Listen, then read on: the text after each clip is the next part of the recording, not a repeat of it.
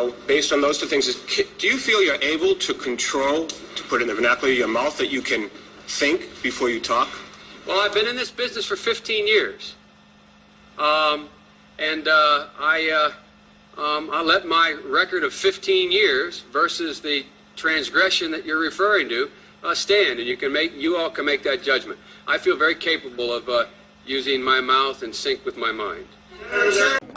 And by the way, you know, I sit on the stand, and it get hot. I got hairy legs that turn turn blonde in the sun.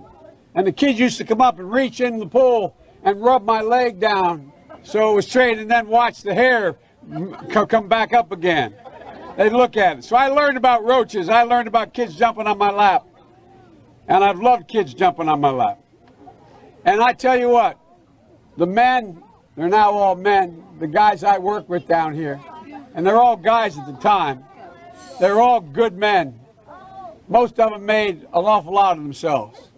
And Earl Larkin had a rough time. And some of you knew Earl. I came back as a public defender. What you just said is one of the most insanely idiotic things I have ever heard.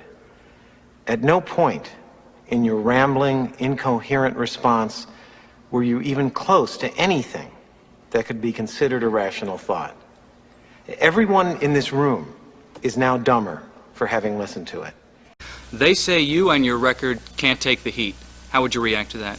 Well, I guess the first part of the answer would be you heard his opening statement. I think that's probably one of the most unique opening statements I've heard in a debate anywhere in the country. And I can't ever recall a campaign in the state of Delaware where one major candidate for public office said the other person just flat out lacks a character. Quite frankly, were this not a political debate, I suspect John and I would go behind the barn and work this out. All of the things they said about Barack Obama in rallies and on TV before the debate, and all of the things that they're saying right now after the debate, John McCain couldn't bring himself to look Barack Obama in the eye and say at the debate. And folks,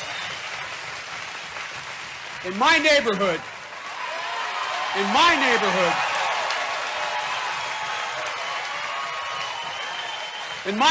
where I came from, you got to say something to a man, look him in the eye and say it to him.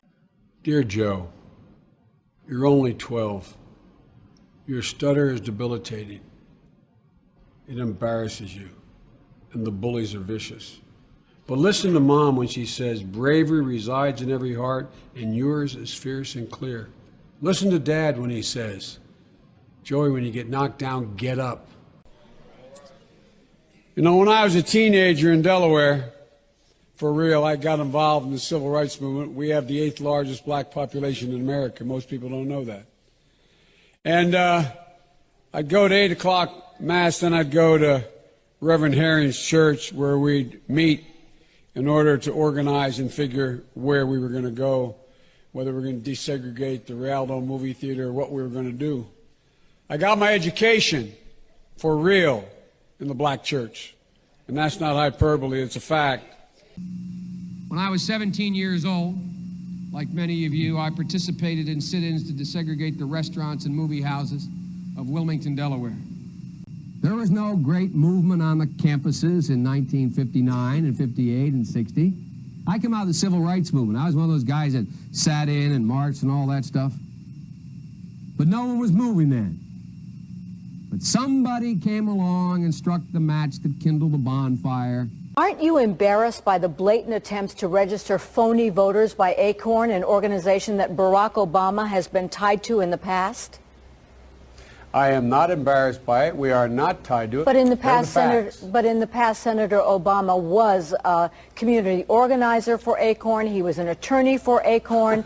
And certainly in the Senate, he has been a benefactor for Acorn. How has he been a benefactor for Acorn? He was this organizer. John McCain stood before Acorn not long ago, complimenting him on the great work they did. Does that make John McCain complicitous in any mistake Acorn made? Come on, let's get real here. Senator Obama now famously told Joe the plumber he wanted to spread his wealth around. Isn't Senator Obama's comment a potentially crushing political blunder? Absolutely not. You may recognize this famous quote, from each according to his abilities, to each according to his needs. That's from Karl Marx.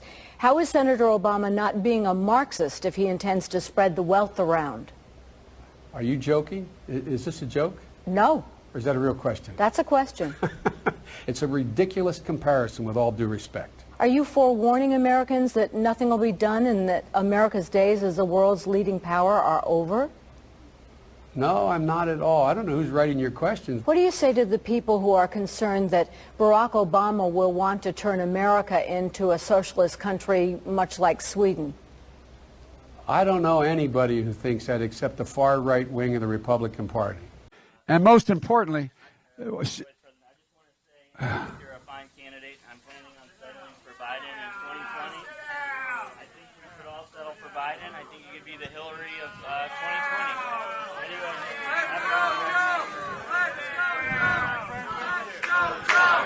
In 16 years, it'll be the year 2000. He'll be 19 years old. What happens if every tax